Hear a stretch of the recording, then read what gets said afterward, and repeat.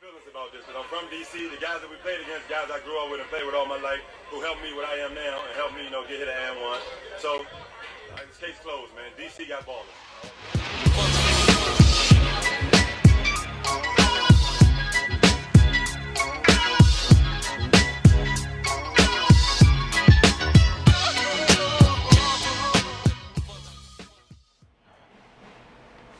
All right, what's up, everybody? Welcome back. Another episode of Hoops Unfiltered. Man, this is a special one right here.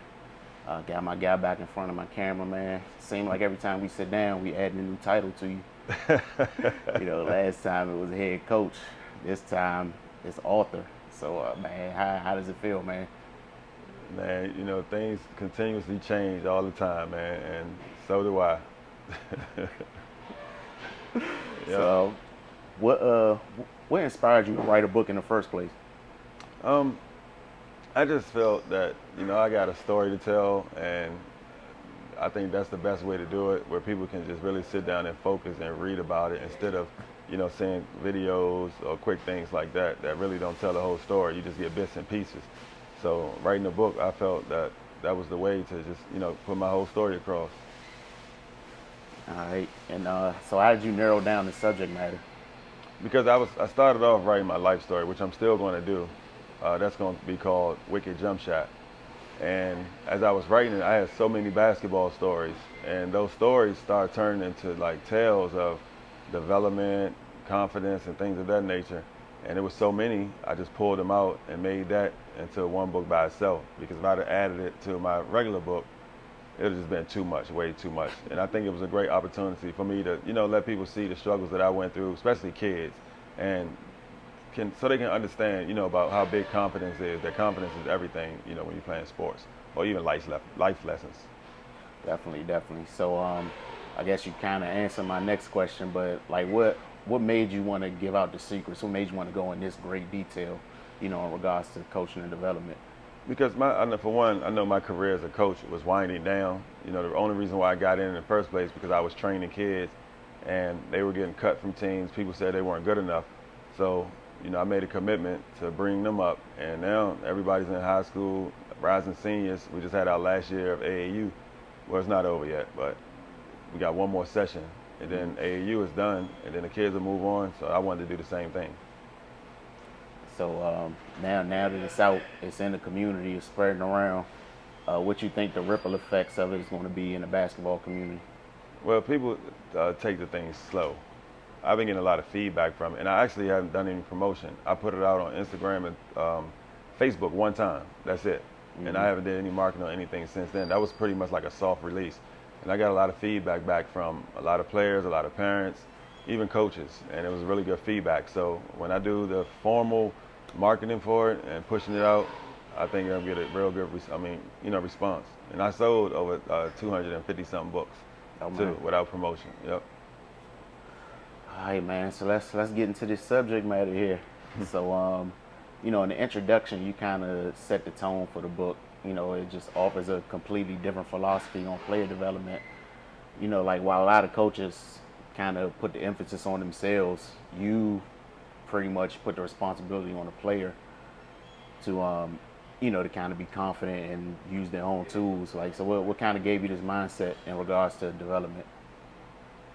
Basketball development is key for me. That's how I started in this game before I even wanted to coach. People would tell you I always said I'd never be a coach. It was always about training and development. And I just stuck to that because that's the biggest key of all this stuff. Like, I don't care what level you playing on. You could be one of the top players in the country. You still need to be developed, Mm-hmm. And it shows the test of time when you get to college, because you see a lot of these kids that started off at the top, they fizzle down to the bottom. And it's because of the lack of development. So that's always been a big piece for me.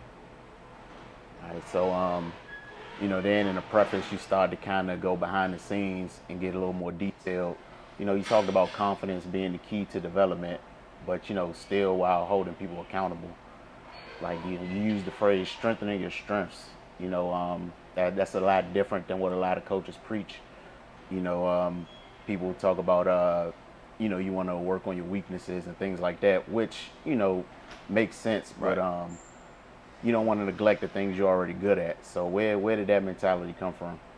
That just came from me personally when I came up playing. I saw Clyde Drexler, I saw Charles Barkley, I seen Latrell Sprewell. All was limited when it came to their skill sets, but they were successful players, successful scorers. People couldn't really stop, and a lot of people didn't know. And I was coming up, I used to use both hands equally, but I wasn't comfortable. It was just a gimmick. I was hiding my fear of using my left hand.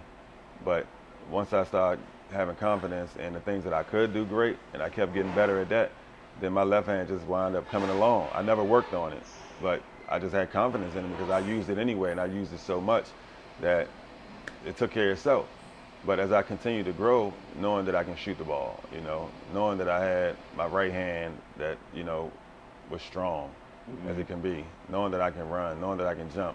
So I took advantage of those things. People couldn't guard me because I didn't stop moving. Like when I got the ball in my hand, I was out. When I didn't have the ball in my hand, I was still out. And you can't push or you can't hit what you can't catch. Right. So those were some of my strengths, and I just took advantage of those. And then anything that was weak, my confidence was so high that I was a good player. I just started trying stuff and do anything I want, and it worked. So do you think, like, you say it's strengthening your strengths. Like, do you think being successful in one area just spills over into other areas? Definitely do, because you look at it today, there's always a job for a shooter. And we see a lot of players who that's all they can do is shoot, and that's their strength. And it covers up their other weaknesses if they can't handle the ball, if they're not good passers. How easy is it to catch and shoot if you're a shooter? So definitely, if you can shoot, just keep shooting until you like a marksman, Right. You're efficient. Yeah, man, definitely going to get into the rest, but first things first, definitely got to talk about this Kobe work experience. You gave, this might have been the most detailed account I've ever seen you give, of that experience. But one thing I got to ask, did you tell him you was playing against your hometown team? Nah, I ain't tell him. Oh, you? I ain't tell him. Nope, I ain't say anything. I mean, because, he was familiar with Moochie and Jerome Williams because they was playing in the league at that time. Uh-huh. So he was familiar with them already, so he knew them guys. And all he said to me was like, come on, let's put on the show. That was it. No, what made Mouton start running his mouth? Because Kobe wasn't shooting. He was passing me the ball. He passed me the ball every time down because I wasn't missing. Like, I was a high scorer that game. And Kobe was chilling. So one time down, I forgot what was said. Kobe might have said something to him. And he was like, yeah, I'm shutting you down. You ain't doing nothing. And Kobe was like, hold on, let me see that. And that was it from there. He went back to back probably like 4 or 5 times and put on a show. I feel bad for Mouton. He should have kept his mouth closed. Hey, man, you don't go poking the bear. Nah, don't poke the bear. Feel sorry for the bear. That's what Kobe said. Look, if you see me in a fight with a bear, pray for the bear. That's who he was. All right, man. Yeah, definitely. Rest in peace to him, man. And I can't even imagine. Lonnie gonna get on the show. Let Lonnie get on the show and talk about it because I got Lonnie a trial with the LA Lakers behind that whole fucking day. Pissed off for that. Because Kobe said, "Yo, who the fuck is that?" Look, he Legendary. brings a I man want to him. the park. I want him to come play with That's me. dope, Legendary. man. Legendary. That's Lonnie was one of the most talented non-NBA players I ever seen. We in was my life. just talking. Man. So, yeah, getting into the book, the whole concept is basically just taking control of your own development, and kind of just making it unique to you. Feel like that's how you maximize your potential, So how did you build a successful relationship between this ideology and coaching? I can imagine like those are conflicting worlds. You know what I'm saying? So what how did you just kind of figure that out and make it work? I just saw that I had girls coming in the gym that weren't that good, but under me and putting the confidence in them and having them believe in themselves, they really believed that they could do anything. And if you see in the book, I wrote one about a shooter who she came in the gym and was throwing the ball all over the backboard. She was just shooting it anywhere, but she wanted to shoot. So I started calling the kid shooter, and I never stopped her from shooting, regardless of how bad she shot the ball. And you come down the line years later, she's the best shooter on her high school team. So that's one example of how it works. And even before then, when she first came, when she really couldn't shoot, we was playing a big game against another top AAU team when we were like, I want to say 5th grade maybe or something. She hit 3 threes in that game to help us win the championship. All because, we was planting this seed calling her a shooter. So whether she went home, her mother got her a shooting coach, and she went and worked on it and became a shooter, I don't know. But that seed was planted and, had her believing that's what she was and that's what she became. Yeah, man. So, like, even in our time coaching together, I kind of seen this stuff, play itself out, and it just wasn't ever written down anywhere.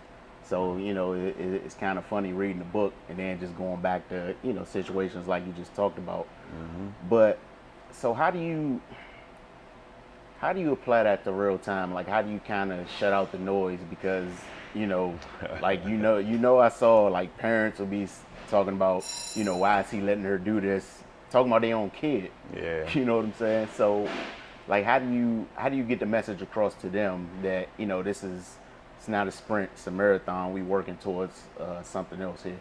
The proof is in the pudding. Like, even girls who don't play with me anymore, who moved on to play on other teams, they're the top players on their teams. It's Mm-hmm. like, in our area, in the DMV, majority of the kids that's at the top came through our camp. They came through Prime. It's the truth. Even when we used to go to these middle school all-star games, the kids who played in our program were the kids out there who were balling, who were some of the best players. And now, it's coming full circle.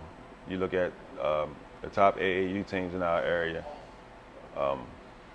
Takeover, Boo Williams, the best players came through Prime. And the same thing with the high school circuit this year. Like, New Hope. New Hope is looking to make a run for Geico. 6 players on that team came through Prime. So the proof is in the pudding. I mean, what else is it to say? Hey, how people say receipts? I got receipts. Even the top recruited player in our area right now, Jalen Brown, she plays with Boo Williams now. She played with me since like fourth grade. Mm-hmm. And for her last year, she just left and went to Boo Williams to play on the EYBL, which was a great decision for her. She's a Power 5 kid. Like, she's about to make a decision now between Maryland, NC State, and Louisville. So, and she's an example of another kid. She was a tall, lanky kid that barely even had control of her body at the time. Her father did an amazing job, keeping her in the gym, keep her working out. And that's the other thing too. I don't train. I used to train, and I do some stuff one-on-one and things like that. That's not what I do. That's not how I develop players. I develop players through the whole mental approach and through practice. Because I look at the game, I see what kids can do in the game, I see what kids are successful during the game, and that's the things that I build on. I teach them how to work through those things. And as another example for her is, she had this body size and length like mine. So everything, and I knew where my spots were. I knew how I was successful, and I just gave that game to her. That's it. Me and her father would talk. I'd be like, yo, work on her with this, work on her with that. And then he was a coach himself. He took over and saw things that she needed to do development. He kept her in the gym and he trained her. And now you got this, you have what you have now. So, being that this is kind of, this is an unprecedented way of approaching, coaching and player development. If it kind of spreads to the masses, who do you think will have a more difficult time adapting, the coaches or the players? I only ask that because it's a completely different mindset of the norm for both groups. Players take it as, all right, the coach is responsible for giving me everything I need. Yeah. But you're saying the player has what they need. The coach has got to bring it out of them, which is a different mindset for the coach as well. So It'll be difficult definitely for the coaches, because a lot of coaches are control freaks and they want things to go how they want them to go. They want to say, this is the type of player you are. You need to be doing this. You need to be doing that, regardless if the kid comfortable doing that or not. Mm-hmm. That's just how coaches are. And a lot of coaches are afraid. They're afraid. They're scared because they got this pressure on them to win, that they're afraid to develop 1 through 12 on their bench. And then you will win. If you develop from top to bottom, you're going to win. But they're afraid, so they want that quick fix. Like one of my friends, he always used to say, everybody want that microwave finish. They want to pop it in and get it right back out. Nobody wants to slow cook. I'm not going to cook my turkey wings in the microwave. I'm going to put them in slow cooking and wait the process. That's the same thing with basketball. So, I just kind of moving on. you started talking about your college experience. You had a you had a real interesting quote. You said upon coming to Georgetown, you didn't have a chance to recruit your college coach. What did you mean by that? Yep, and what I mean by recruiting your coach is the same way coaches come and see how a player can fit in their program, their organization. I think that people need to do the same thing with their coaches. Is this the type of coach that I need to coach me up, to bring me up? John Thompson was a big man coach. That was obvious. But I didn't do my homework and due diligence to see how the other players that played under Coach Thompson fared and the situation. When Georgetown has a dominant big man, what happens with the other players? How do they develop, you know? And when I got there, Alonzo Mourning was there, so that was obvious. I was brought in to assist Alonzo because I could pass the ball, and then I could shoot the three. And that's all I was asked to do. Everybody's asked to play defense, so that's out the picture. But offensively, I was there because I can pass. I can get the ball to Alonzo. Alonzo left, and then it was actually my time to shine. Me and some other players. I'm not going to say it was me, like it's my team. But as a group, it was a few of us collectively that we could have stepped up and did more. But he brought in two young bigs, and they weren't ready. It's just the truth. They weren't ready. And basically, he recruited over us. So he wanted us to push back, and I didn't think that that was which was best for me. And I would have known that if I would have knew, how he recruit and how they play the game. So, playing for obviously legendary coach like John Thompson, rest in peace to him as well. But that wasn't the best situation for you.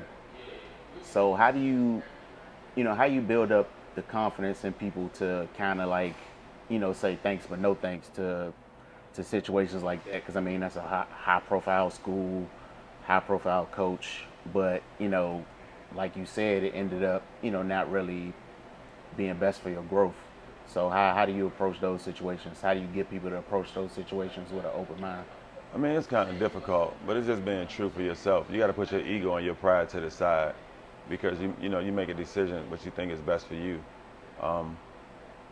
Playing for Coach, I'm glad that I did because I took a lot of things away from him. Like he definitely teaches young boys how to be men. That's number one. Outside of basketball, he prepared you for the real world. So that's one thing that I believe was necessary for me to see and experience my time at Georgetown. And once I felt like it wasn't for me to be there, I just had to make sure and weigh the options that my next move was going to be another move that I was going to grow from. It wasn't even about the location or anything like that. It's what I wanted at the time. I wanted to go somewhere where I could play and play right away. I had options, but things just didn't work out that way because, Big John got power and I was handcuffed until, the last minute. But I still appreciate the time that I spent there and with Coach for sure. Definitely. So, you continue to talk about your growing process in the game. Said a big part of your development is, taking in information and applying it in real time. But with that, of course, you're going to make mistakes. Going to be a lot of failure. So how do you keep your confidence up through that process? Man, this is important in knowing who you are, knowing what you're capable of, realistically. We can all be like, man, I'm the best in the world, I'm this and I'm that, and be far from it, but can truly believe that. But if you don't put the work in, I don't understand how you could be that confident. If you're cheating yourself or if you're doing the things that you need to be doing so you could be on that level. Mm-hmm. And that was my big thing. I played so much basketball. My confidence was sky high. And the proof was in the pudding. I would go from here to Philly, anywhere, Baltimore. I'd play against anybody. And I was rolling by myself to these places. Didn't know nobody. They'd throw me on a team with whoever was there playing, and I would shine.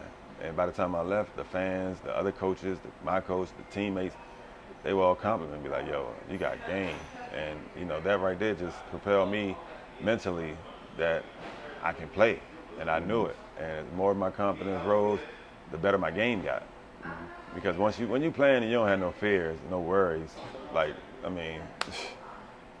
you can only be successful. You can't have any doubts in yourself. None. Yeah, you kind of see that all the time. It'll be a game where a team only have 6 players, but you don't got to worry about somebody coming off the bench to take you out. Yeah. So you're not worried about making mistakes. You Yep. play free, and that's when people have some of their best games. Yep. So how do you kind of apply that mentality to everyday situations while still stopping players from kind of being reckless? Yeah, that's how I coach.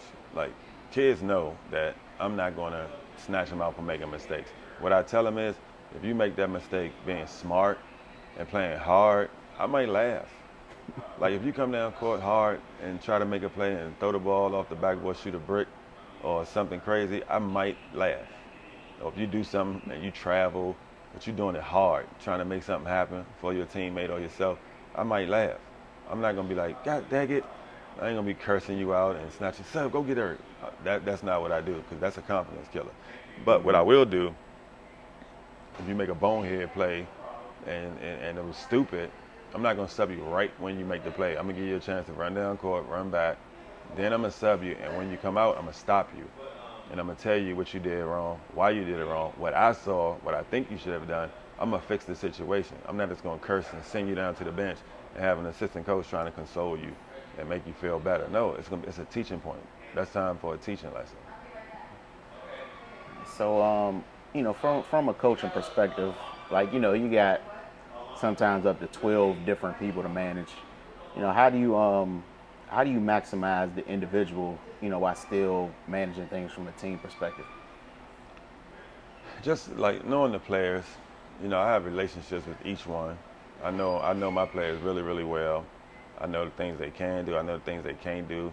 I actually know how to save them. I can hide them. I can avoid them from situations that's detrimental to themselves. If we play in a team and it's a team that press, they long, and I know it's a kid who don't handle press well, who can't handle the ball, that's any coach. I'm not going to play her in those situations. But as soon as I see a situation where I can sneak a kid in, I'm going to do it. So managing 1 through 12, it wasn't difficult, because I always had teams where I can go 5 in and 5 out. And that was all because of the confidence that you put in the kids. And they're going to go out there and flat out just ball and don't be afraid. So that was one of the benefits of that. And we got a lot of success from doing that. Like, even now, I don't have the best team that like I used to have. I lost a lot of kids to injuries. Some moved on to other teams or whatever. And I had to just scrape up kids so we can, play. And even with these kids, I throw them out there with no leash, because they gotta learn. They gotta learn through the fire. They gotta be able to walk on coals, walk on glass. You gotta do it if this is the only route. You know what I mean? If this is what you want, you gotta do it. So I roll the ball out. I throw them out there, and hey, they're gonna either be made or break. So what do you think the biggest mistake coaches and trainers make, and what's the biggest hindrance you've seen to player development? I think teaching kids to do things that they want them to do, not necessarily what the kids need to be doing or what the kids want to do. They be teaching a lot of stuff that they want the kids to do. It's like you got to evaluate kids to train kids. You got to be able to understand them as players, see what they do best, see what they can't do, and take it from there. You can't have a gym full of 20 kids and have them in a line and they all doing the same stuff. Like, that doesn't make sense. I think that's the biggest problem, the big groups of training. That's a money thing. Yeah. Yeah. So man, just going through the book and hearing you talk and hearing you speak, you've had a pretty unique journey in this basketball thing, which I'm sure lends to your ability to be able to lay this stuff out like this. So how can people who haven't had your experiences execute this developmental process? It's you can't build a Benz if you only been building Pintos your whole life. Right. So can someone who hasn't seen what you've seen kind of execute this at the highest level? I'm going to use the example that you just used. You can't build a Benz if you've been building Pintos your whole life. So the easy answer to that is perfect the Pinto. You take that Pinto and you break it down and you try to make it the best Pinto you have, possibly that you can make out of it. Like, basketball is no mistakes. You know who the good players are. You know who just got it. And then you know who the ones who don't. So you're going to take this Pinto, you're going to break it down like, all right, why is these shocks not like the Mercedes shocks? So you got to change the shocks. The braking system, the drive train, like all those things. to perfect those things so that it can be a band. You know, it might not look like a band, but it can perform like one. So that's the same thing with developmental. I know my kids. I break each one of my kids down. That's why, you know, I changed the game in this area. People weren't playing pickup. I remember some coaches saying that they don't even allow their kids to play against each other in practice. It was crazy back then, and I always played pickup. And people criticized me for it. Oh, that's a street ball team. All they do is play pickup. That's it. That's development, because I sit in that gym and I watch them play pickup, and I see the things that they're comfortable doing. I see the things that they're not comfortable doing, and that's when I say I build on the strengths. You know, I strengthen the strengths because I watch them. I'm like, oh, that's what she can do good. So, okay, I encourage her to do that more. I teach her how to do it better. And when her confidence rises from doing that, now you can add in little things like, hey, look, all right, when you do it now, make sure you go to your left. Same move, but just go to your left and pull up. Or this, like little teeny little things like that. And it just inched its way up. And next thing you know, your kid's using their left hand like it ain't nothing. You know, so. So, you know, in the book, you kept giving real life examples, and you eventually talked about AI. You know, so I think he's a perfect example of the spirit of the book, because he's an unconventional player. And, you know, especially on the Georgetown, like you said, John Thompson was known for having great big men, but he let AI do him. I mean, he really didn't have a choice because of, you know, how special he was. But, you know, every player ain't that special. So, you know, how do you make this philosophy relatable to a player that's not as gifted? You know, everybody's not going to be that good, but how do you make the message universal, you know, regardless of talent? So, hold on, say the last part again. So how do you make this cheat code message? How do you make it universal, you know, regardless of talent level? Okay, regardless of talent level. I mean, honestly, it got a lot of life lessons. It's not even just about basketball. You know, you can compare it to parents who pull their kids off teams when the team not good or when things not going their way. Like, you're skipping something that this kid needs for life. You know, you skipping a part of it. Because when they get in the real world, you get to college, you get a job, it's cutthroat. You know, it's a cutthroat world. And by you pulling them out of that experience, and now when they get in the real world and they face this same type of adversity on a different level, they're not gonna know how to deal with it. Because they used to mama come in and rescue and pull them out. You get in corporate America, mama can't come and rescue you and pull you out and just say, oh, it ain't working out for you at Coke. Come on, you're going to work to Pepsi. It don't work like that. It don't work like that. And to get this message across university to everybody, it starts young. You know, it starts young. If kids get that mentality and that belief system, you know, and parents have to do it, coaches have to do it, everybody have to do it. You just have to have a system of people to help keep building your confidence, not helping you tearing it down. A lot of people project their fears on their kids because of what they're afraid of, what they worrying about everybody else. They worrying about what everybody else say, what everybody else kids doing. That's the biggest killer right there. That's the biggest killer right there. So it's just to promote the confidence, build the kids up, you know, and they'll be successful. The pick person, whoever setting that pick, we could jump the pick on this side, because when that person running through, then they'll have the whole side right here. The curl person, we'll be able to get that, but we'll call it out. We'll call out what shot we want. I mean, when y'all run it, we just pick, you know, learn the options. But if we want to get somebody who had a shot, we'll put them in different spots in that offense. We'll just move them around. We'll say, all right, you start on the wing right here. Catch them for the shot over there. Put them on the box. Try to give them the middle shot. Just move them around so the defense won't be able to, you know, figure it out. All right, so, you know, the whole premise of it, you know, is development and kind of finding yourself and just knowing who you are as a player. Is it ever too late to start this? You know, like, say you've been playing basketball your whole life, but, you know, you've been having coaches that just put you in a box, and say you ultimately make it to the NBA like that. Can you find yourself as a player when you get to the league, or is that something? You can. It's a lot of players in the NBA. Like, I use Ben Simmons for an example. Ben Simmons is one of the players that this could really help him out, you know, because Ben Simmons know he can shoot, but he allowed the media, the public, social media, all that stuff to get to him, you know, and it's in his mind. So now every time he catches the ball and opportunity to shoot a jump shot, guess what's in his head? Everything else except for what should be his focus, and that should be his confidence in taking that shot. So it can help you no matter what level you're on, how old you are, or anything. It's taking some tearing down to build up type stuff, you know? Like you gotta really let go. It's like church people, you know, religious people would say, let go and let God. It's the same thing. Like in sports, you just gotta let go and let your confidence take over. All right, so you know, again, speaking on your personal experience, you talked about, you know, what you went through at Georgetown, and then you know, your post collegiate journey with the NBA and things like that, and kind of how it ended. You know, talk about that a little bit, and then how did that chain of events kind of guide you in your post playing life? Well, basketball for me, the game was easy. The politics was the struggle that I had. Like everywhere I went, I ran into some type of politics on the college level and on the professional level. But like I said, my confidence was so strong, I never wavered when it came to the basketball part. I was just waiting for the opportunity. So that's how I approached every day.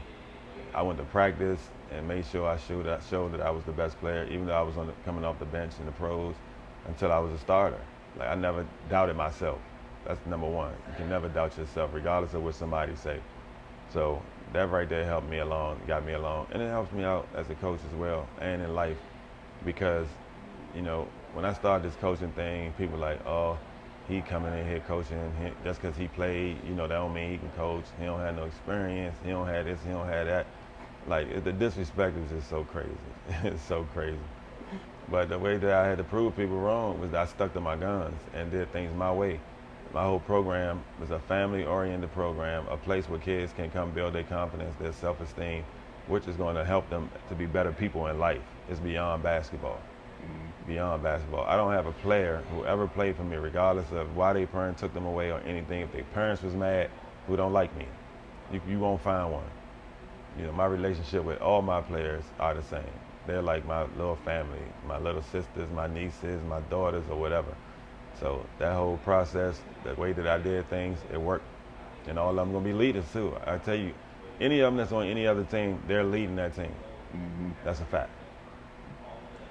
So yeah, kind of speaking about that, like when you first started coaching, you know, you used to say all the time you would never coach, but when you finally decided to jump off the porch, you know, did you was the thought in your head, I'm just gonna teach people how I learn, you know, and at any point were you kind of like skeptical, were you thinking, man, I don't know if they're gonna gravitate towards it, like just kind of go through your thought process when you first started coaching? Yeah, when I first started, everybody, the first thing I learned from mentors was that coaches all have a philosophy. What's your philosophy? Write your philosophy down. And what I mentioned earlier about the whole family-oriented thing, confidence, self-esteem, that was my philosophy. It wasn't a certain type of basketball. It was going to be fun. I always said I was going to keep it fun. And, you know, people used to always say, man, how you get them girls to play hard like that?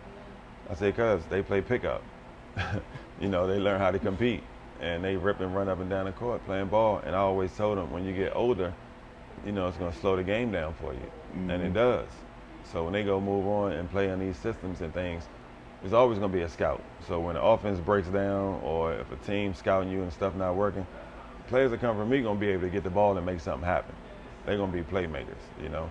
So that was my whole thing. I just wanted to bring a style of basketball, the way I grew up playing, the way I learned playing, and gave these kids an opportunity to do the same just to see what they become. You know, because think about it, I'm coaching AAU, right? And you mainly practice twice a week. That's really not enough time, Right. to truly develop and teach somebody anything from a training aspect. I mean, training standpoint. So they take their kids to other trainers to train, and kids come back to practice trying to do this stuff that don't fit their game, and I'm just looking at them crazy like, where you learn that? Like, where'd that come from? You need to take that back. Are you gonna do that in the game? Like, you're wasting a whole hour on these moves, things that you don't do in the game or don't get a chance to do in the game. So my whole style was, your game is how you play. That was my whole philosophy. Whatever your game is, that's how you're gonna play. So who do you think benefits the most from the book? Players, coaches, or parents? I can't even, obviously the player number one, but it's benefits for both, especially parents too, because parents depend on these people to guide them and give them the right information and stuff. then it's that person's opinion. The book allows your opinions to be who you are for the player. Like your opinion of yourself, you can be that person if you believe that's who you are. But you got to put that work in the bed and you got to show it. You got to do it. You can't just say, oh, I'm going to play like Allen Iverson.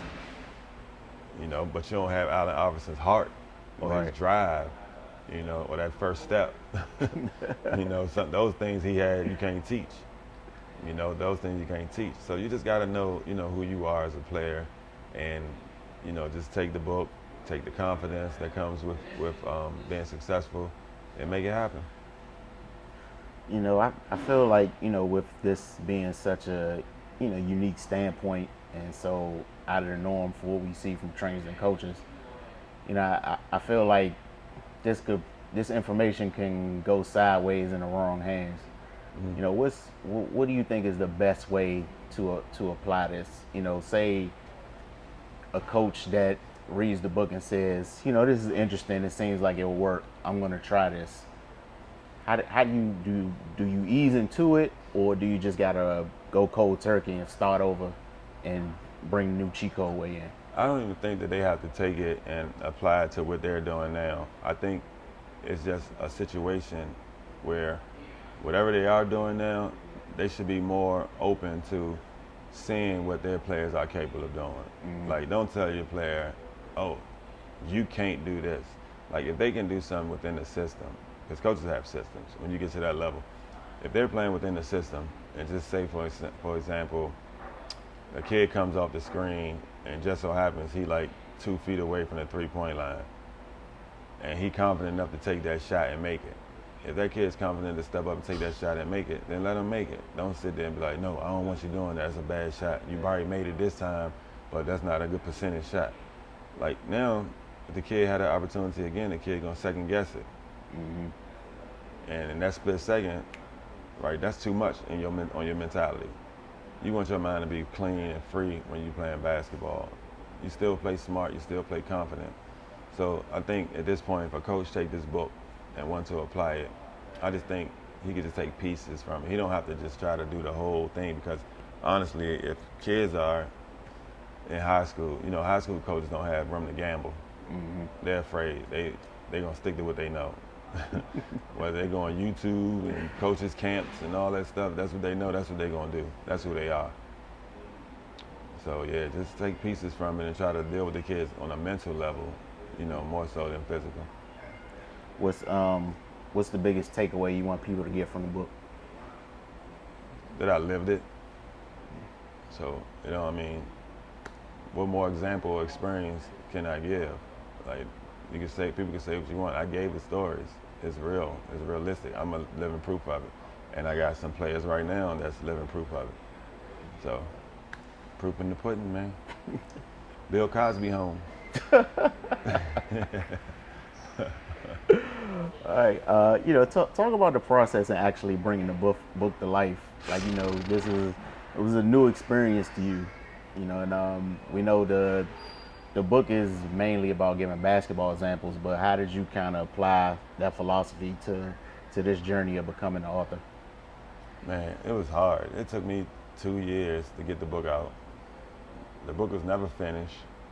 Even now, it's still not finished, but I was told by one of my mentors, get it out your hand. You gotta let it go. Because the longer you keep it, the more you're gonna keep changing it. You're not gonna be satisfied, not gonna be complete. You just gotta drop it and let it go. And that's one of the reasons why I haven't really did any promotions or stuff yet, because I wanted to get feedback from a few people. I thought it was just gonna be a couple of people, my friends and stuff like that, who probably would purchase it. But I don't even know the numbers right now. I haven't even checked in probably about a month. But at that time, I had over 250 sales of the book. So I'm starting to get feedback from it now. And one of the greatest messages I got back was from my mom's. You know, that's the best message, period. I don't care if freaking Phil Jackson saw the book and sent me a message. I would be flattered by it, but it couldn't touch, you know, the message I got from my mother, pretty much. And she was inspiring people to just, not even about sports. She was just like, it's life lessons in this book. She was like, she told our family, I think everybody need to read this book. And that right there was just like a wow, you know, it was a moment. And it wasn't just a mom moment trying to butter up her son. That's how she really felt. So that whole process, man, it was brutal. It was kind of brutal. It was. Then even getting to the publishing side of things. And then after I wrote all this book, I couldn't quit. I was like, I gotta push through. I gotta finish. I gotta continue. I gotta just do it. It was a lot, but it's here now, so I'm glad. All right, what's next for you, man? Putting on a new hat. Like right now, I'm adding a restaurateur to the resume. You know, so that's what we're shooting at right now at Clout Southern Cuisine in Fort Washington, Maryland. So, you know, this is just a new experience for me. You know, I'm the chief marketing officer. So anything that you see out about the restaurant, trying to get people in here, whether it's events or entertainment, whatever, that's my job, you know. This is one. We got a new one opening up soon called 1865. That's on Georgia Avenue. And that's gonna be beautiful. That's steak and seafood. And both have cigar lounges. So that's gonna be the connection. We got a restaurant group called RR Hospitality Group. And we're gonna open up restaurants all around the country. So these two are the first two of a bigger plan.